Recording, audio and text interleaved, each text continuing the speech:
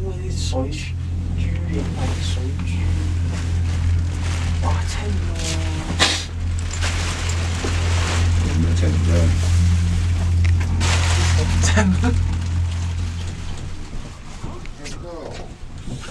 我操，跟有水一样。有水。水猪。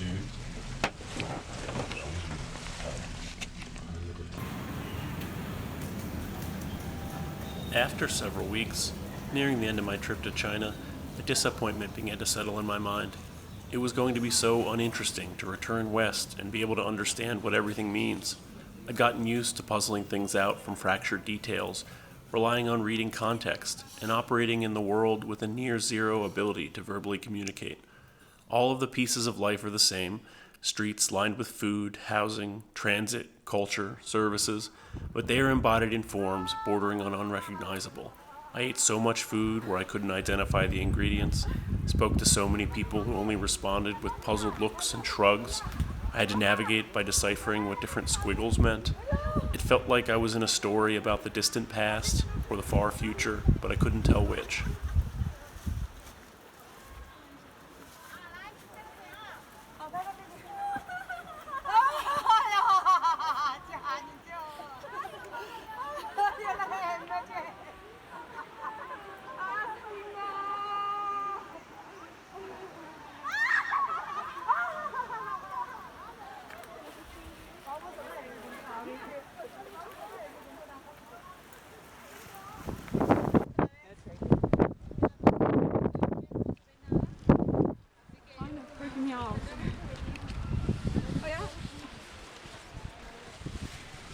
Traveling west to east to satisfy some adventurous curiosity, it is easy for thoughts to linger on the travelers who, in centuries past, undertook this journey for more urgent concerns.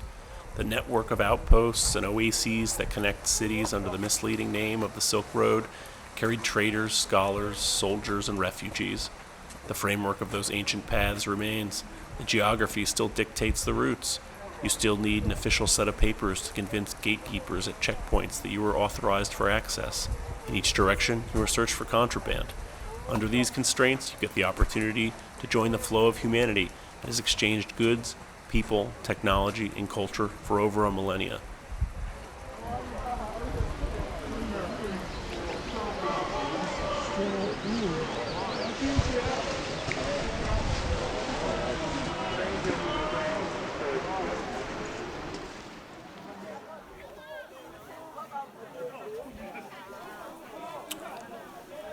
This is a place defined by thousands of years of history and tradition, yet obsessed with hyper-modernization. The relentless forward drive is dragging its history with it. Perhaps the greatest change is the scale. Apartment blocks are clustered like a hail of arrows shot into the landscape. Entire neighborhoods of skyscrapers, any one of which will be the largest project in any Western city, rise simultaneously by the dozens. Every couple of years, enough new rail track is laid that it could encircle the globe. Government buildings have footprints best measured in multiples of football fields, rising 50 stories and housing the immense bureaucracy that organizes this colossal effort.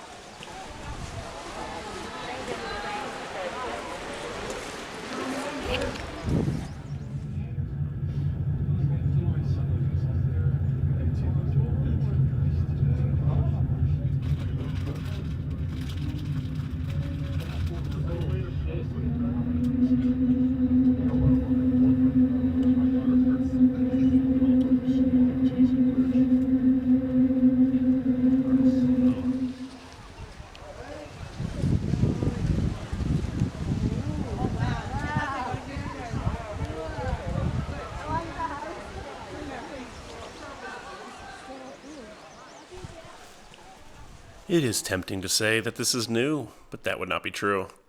The remains of colossal projects from ancient times are now the great tourist sites in the country. The Great Wall, not just a simple line, is a branching structure flowing over multiple horizons. It's like someone sliced a mountain into strips as wide as a house and laid it across the landscape. The Terracotta Army, dating from the 3rd century, is a tomb the size of an airplane hangar. Estimated to be over 8,000 strong, orderly rows of soldiers, chariots, and horses form the fist of an ancient state. Here is a reminder that artists and craftsmen have long been the ones who make power visible.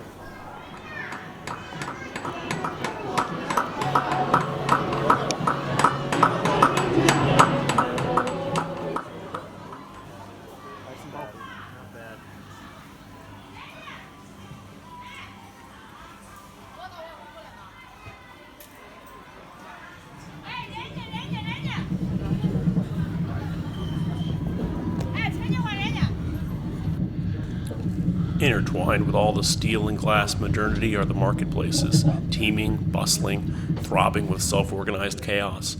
In the warrens of food stalls, the odor can become transcendently appalling. Jackfruit, pig hooves, squid sticks, buckets of eel, boiling candy, condensing in ever-narrowing streets of insanity. Every object ever conceived is on sale for a great price, best price. This kind of viscous flowing humanity prompts thoughts of how far central planning could actually go. The markets feel unstuck in time. You could be walking through a historic Silk Road trading center or a sci-fi future. Both are equally possible and equally inconceivable. As China launches into the future, its history is still being unearthed. As the timeline moves forward, it also symmetrically reaches backwards into an ever deeper past.